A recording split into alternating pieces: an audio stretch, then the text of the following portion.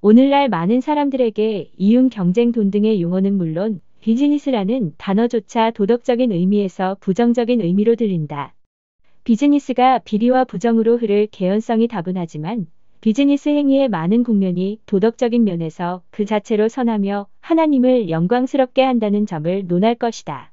하나님의 이름을 영화롭게 하기 위한 이 특별한 방법은 왜 하나님이 세상을 성경에 기록된 대로 창조하셨는지 이해하기 위한 열쇠다. 또한 왜 하나님이 우리에게 도덕적인 명령을 주셨는지 이해하기 위한 열쇠이며 왜 인간이 본능적으로 일하고 생산하고 발명하고 돈을 벌고 저축하고 베풀고자 하는 욕구, 즉 우리 일상을 가득 채우는 수천, 수만 가지 활동에 대한 욕구를 이해하기 위한 열쇠다. 하나님의 이름을 영화롭게 하기 위한 이 특별한 방법은 바로 하나님 닮기, 즉 하나님의 성품과 속성을 담는 것이다. 도둑질하지 말라. 하나님이 이렇게 명령하신 것은 하나님이 재산 소유의 타당성을 인정하셨다는 의미다. 나는 당신의 자동차를 훔치면 안 된다. 왜냐하면 그 자동차는 내 것이 아니라 당신 것이기 때문이다. 만일 하나님이 우리가 개인적으로 재산을 소유하는 것을 바라지 않으셨다면 도둑질하지 말라는 명령을 하지 않으셨을 것이다.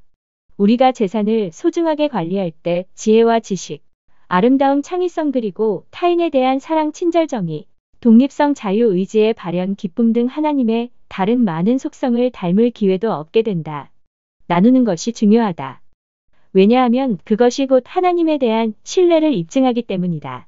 내가 타자를 위해 10만 원을 나누는 것은 주님 장차 제게 10만 원이 필요할 때에 주님이 공급해 주실 것을 신뢰합니다.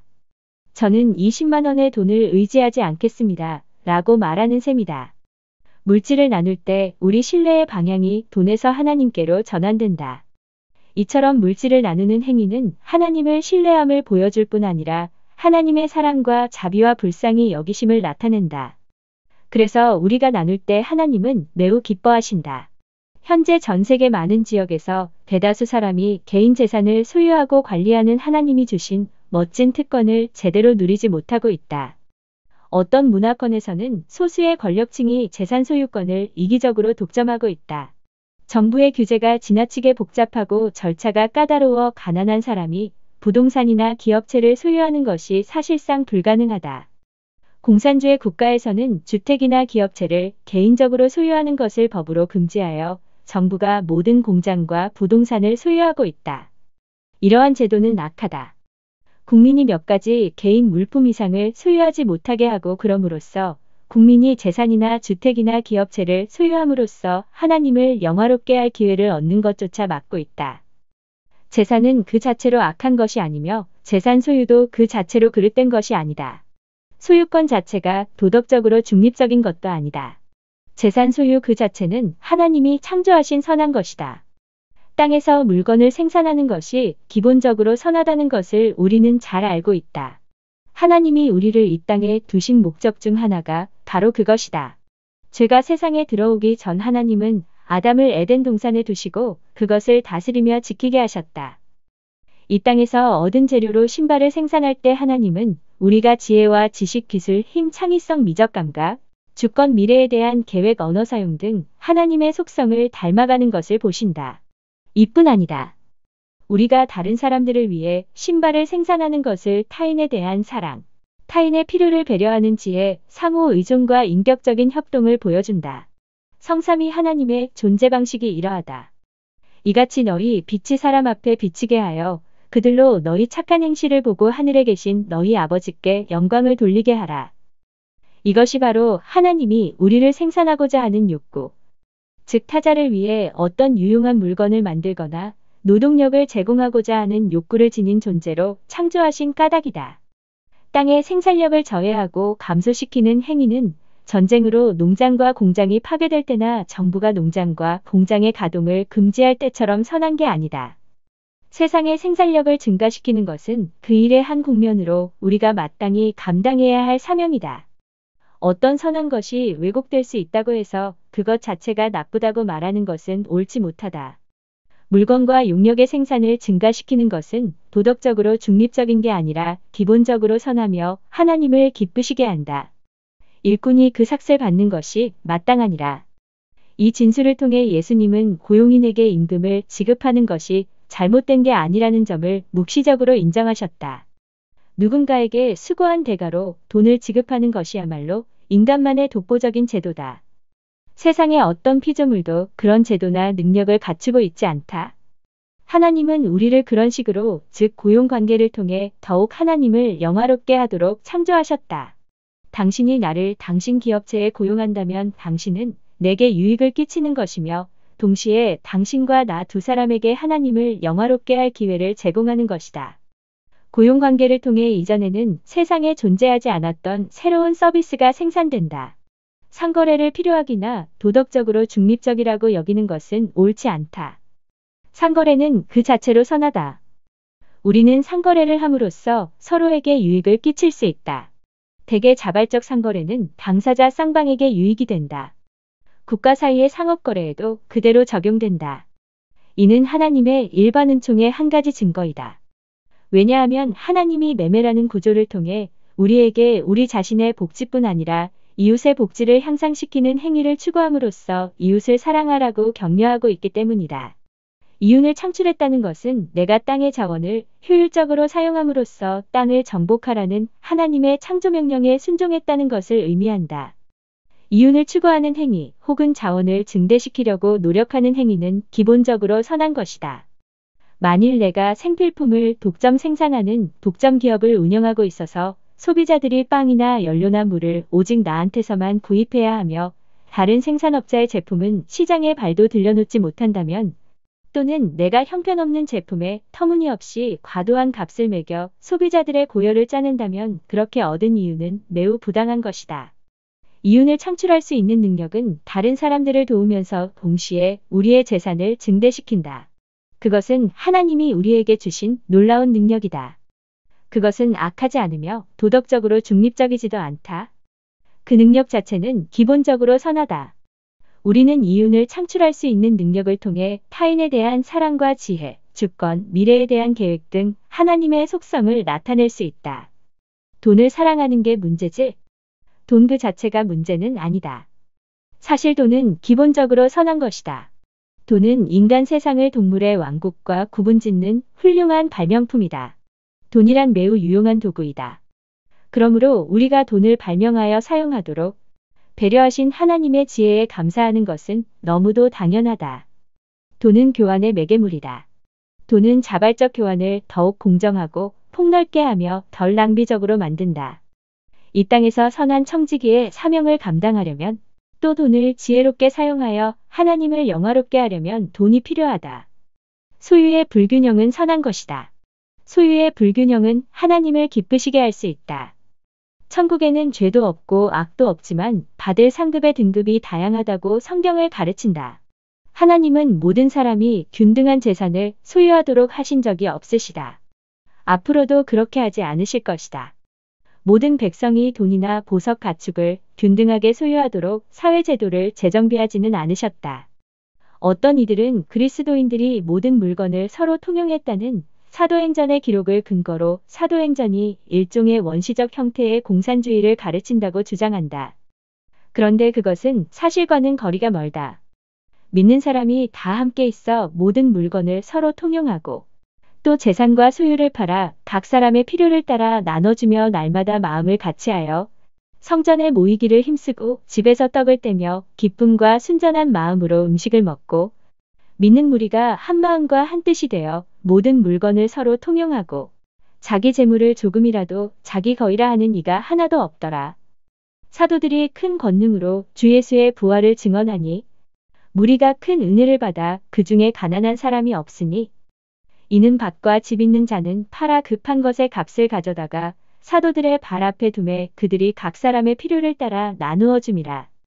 그러나 이것을 원시 공산주의로 여기는 것을 참으로 중대한 실수다. 그 이유는 다음 두 가지다. 첫째, 베푸는 행위가 강압에 의해서가 아니라 자발적으로 이루어졌다. 둘째, 사람들이 여전히 개인 재산을 소유하고 있었다. 성경은 만사형통의 복음을 가르치지 않는다. 적어도 천국에 들어가기 전까지는 그렇다. 이 세상에서는 사람들의 은사와 능력이 불균등하며 악하고 압제적인 제도가 존재한다. 그리고 세상이 이렇기에 누구보다 의로운 하나님의 백성이 종종 현세에서 부유하고 풍요로운 삶을 향유하지 못한다. 극단적인 소유의 불균등 한쪽에 가난한 사람들이 있다면 다른 한쪽에는 지나친 부를 소유한 사람들이 있다. 신약 성경은 가난한 사람들을 도우라고 거듭 강조하고 있지만 그에 상응하여 부자들에게서 재산을 빼앗으라고 명령하지 않는다. 막대한 부를 소유하는 게 그 자체로 악한 것이라고 가르치지 않는다. 어떤 선한 것이 왜곡될 수 있다고 해서 그것 자체가 나쁘다고 말하는 것은 옳지 못하다. 극단적인 가난도 극단적인 부도 탐닉적인 향락과 사치도 모두 선하지 않다. 그러나 그렇다고 해서 하나님이 본래 소유의 균등을 의도하셨다거나 모든 형태의 불균등이 악하다고 말하는 것은 옳지 않다. 경쟁이란 우리가 자신의 능력을 테스트하고 어떤 일을 다른 일보다 더 잘할 수 있는지 깨닫고 그에 대한 대가를 받는 한 가지 제도다. 양질의 상품이나 노동력을 제공하는 사람이 양질의 보답을 받을 때 경쟁 제도가 효율적으로 돌아간다. 경쟁이 주는 또 다른 유익은 경쟁이 가속화됨에 따라 제조업자들이 더 좋은 물건을 만들게 되고 그 결과로 소비자 상품 가격이 장기적으로 하락세를 보인다는 것이다. 이는 경제적으로 경쟁에 충실한 사회가 높은 생활 수준을 누린다는 것을 의미한다. 우리가 마음으로 하나님께 감사하며 달란트를 최대한 사용할 때, 또한 하나님이 우리에게 허락하신 하나님을 닮는 능력을 나타내 보일 때, 경쟁은 하나님을 영화롭게 하는 많은 기회를 제공한다. 우리는 경쟁을 통해 사회에 긍정적으로 공헌하는 각자의 역할을 발견할 수 있다. 그리하여 서로에게 유익을 주는 섬김의 방식으로 그 역할을 수행할 수 있다. 어떤 선한 것이 왜곡될 수 있다고 해서 그것 자체가 악하다고 말하는 것은 옳지 못하다. 경쟁의 죄로 향하는 유혹이 따른다고 해서 경쟁의 유익이 뿌옇게 가려지는 것은 아니다. 경쟁은 그 자체로 선하고 하나님을 기쁘시게 할 수 있으며 하나님을 영화롭게 하는 많은 기회를 제공한다. 만일 내가 집을 저당 잡혔다면 지급 기한이 되었을 때 반드시 돈을 갚아야 한다. 나는 집을 저당 잡혔어도 지급 기한이 도래하기 전까지는 저당권자에게 빚진 것이 아니다. 비록 내가 돈을 빌렸고 장기 채무를 진 상태에 있지만 나는 로마서 13장 8절에 아무 빚도 지지 말라는 말씀에 순종하고 있다. 왜냐하면 내가 지급 기한을 넘긴 것이 아니며 집을 약속을 이행하지 않은 게 아니기 때문이다. 예수님은 구약 성경의 여러 구절이 명령하듯 생계를 꾸려나가기에도 빠듯한 가난한 사람들이 아니라 더 큰 돈을 불리기 위해 우리에게 돈을 빌리고자 하는 은행의 이자를 받고 돈을 빌려주는 행위를 인정하셨다.